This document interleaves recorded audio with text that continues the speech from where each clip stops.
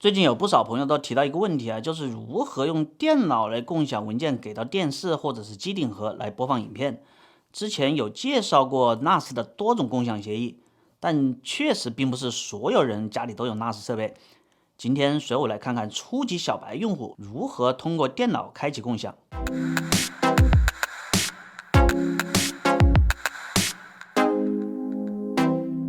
Hello， 大家好，我是小鹏。今天用到的播放器是 Infuse， 当然你也可以用安卓系统的 Kodi 或者是 Nova 等一些支持共享的播放器都行。首先来看看 Mac 电脑，系统版本为最新的 13.3.1。打开设置以后啊，在通用里面点击共享，打开文件共享，然后再点击后面的 Info， 在共享文件夹这里点击加号，选择你存放影片的文件夹，比如我选择的这个。在右边用户这里啊，一定要确认一下你的 Mac 账户。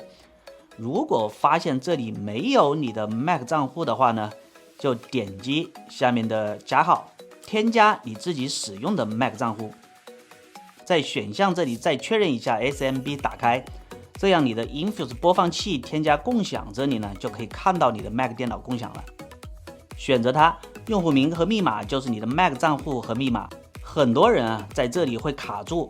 各种提示账户啊，或者是密码不对，其实这里的账户就是 Mac 设置中用户与群组里面这里的用户名，而密码就是你 Mac 的开机密码。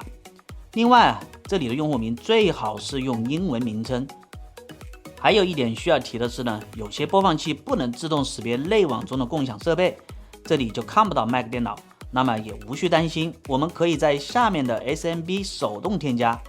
位置这里就是你 Mac 电脑的 IP 地址，我们可以去到网络找到你当前使用的网络连接，比如我用的有线连接的方式，点进去可以看到它的 IP 地址。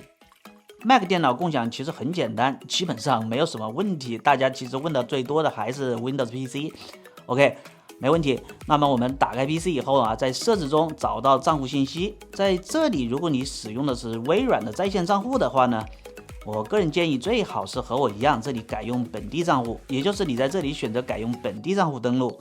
如果你没有，跟着提示创建一个本地账户就可以了。我这里已经创建好了，然后记住这里的登录的本地账户用户名和密码。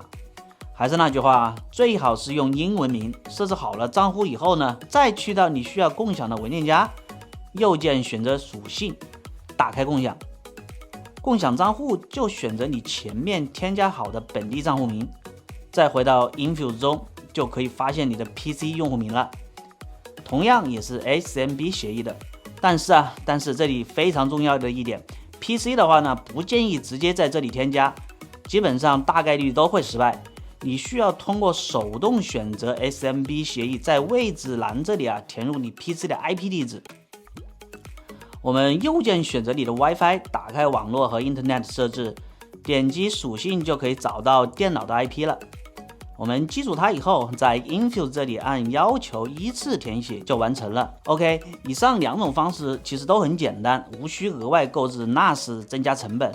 缺点是你使用共享文件夹的时候啊，必须把电脑开着，这样你的播放器才可以读取文件。如果家里的电脑是那种大功率的话呢，电耗还是不小的。希望今天的分享能够确实帮大家理清楚之前遇到的问题。我是小鹏，我们下个视频再见，拜拜。